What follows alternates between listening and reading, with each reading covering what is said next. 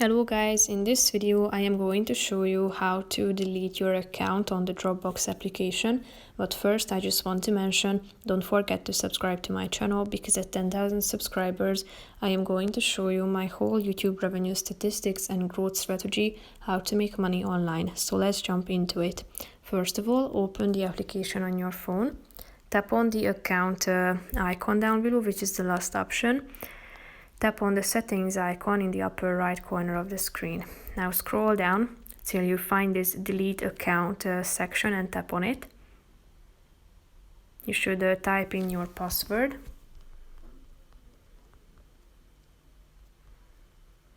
And after that, scroll down and select your reason for leaving. Here you can add more details, which is totally optional. After typing in all these information, tap on delete account down below. And if you are sure that you want to get rid of your account, tap on the delete button once again. Now you are being signed out. As you can see, it has been successful. That's pretty much it for this video, guys. I hope you found it helpful. If you did, consider subscribing and see you in the next one. Bye bye.